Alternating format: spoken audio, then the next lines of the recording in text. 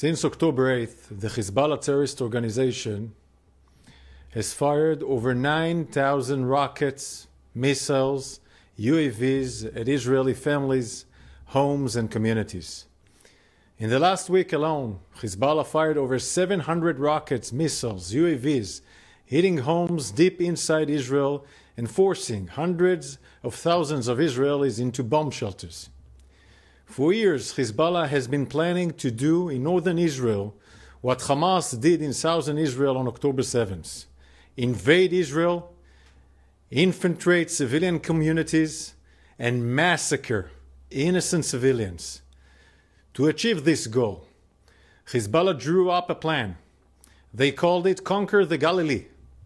On Friday, the IDF conducted a precise strike based on intelligence on Ibrahim Akil, the architect of this plan, and other senior Radwan force commanders in Beirut. At the time of the strike, these Hezbollah commanders were meeting to plan an October 7th style attack in northern Israel. To make sure that Hezbollah can't carry out such an attack, and in order to enable all 60,000 Israelis to safely return back to their homes in northern Israel, we must act against this threat. This threat is just a few hundred of meters away from the communities and families in northern Israel. Today, based on precise intelligence, we conducted extensive strikes against Hezbollah terror targets in Lebanon that posed an imminent threat. The IDF struck 1,300 targets until now, including long-range cruise missiles, heavyweight rocket with 1,000 kilo warhead. This is the same type of rocket that was used in the Majd al-Shams attack that killed 12 innocent children. We also struck a short and medium-range rockets and UAVs, all capable of attacking deep inside Israeli territory and causing major damage to civilian towns and cities.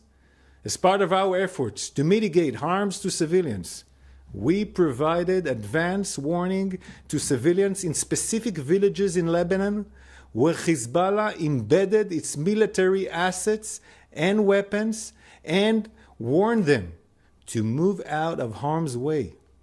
However, even as we called on civilians to move away from danger, we saw that Hezbollah operatives were doing the opposite and acted to prevent civilian moving safety.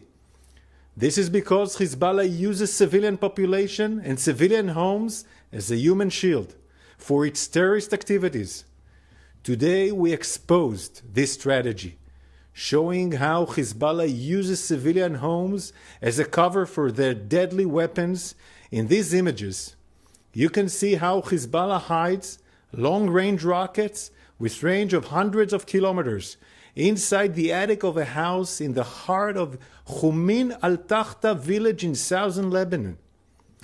You can see here that the rocket is stored on an hydraulic system and is prepared for a launch out of an opening in the roof, directed at the communities in northern Israel. And more than that, under this attic, a family lives and serves as a human shield for Hezbollah. The IDF strikes today, we saw many secondary explosions, such as this. Behind every secondary explosion, there's a building containing deadly munitions, rockets and missiles, triggering such a reaction like you see here. It is likely that some of the casualties are from these secondary explosions. Here you can see a house used by Hezbollah to store its weapons. In the footage here following our strike on the weapon, secondary explosions can be clearly seen, and a rocket fired and hit a nearby house. Let me be clear. Hezbollah is responsible for this situation. This is Hezbollah's plan to turn southern Lebanon into a battlefield for its attacks on Israel. We cannot accept terrorist groups storing weapons inside people's homes, using them to fire at other civilian communities. The international community must condemn Hezbollah's grave violation of international law and actions that endanger civilians on both sides of the border.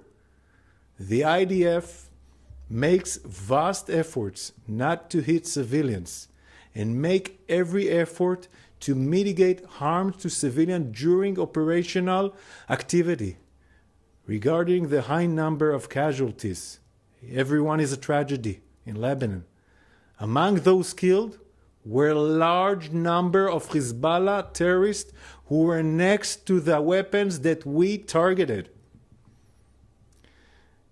Israel is facing threats on all fronts and continuing to act against them in defense for the people of Israel. We have many other missions to carry out. We have to bring back home all our hostages that are held in brutal conditions by Hamas. We have to bring them back home in all means. We have to continue dismantling Hamas capabilities in Gaza. And we have to bring security to every Israeli citizen in the north and in the south.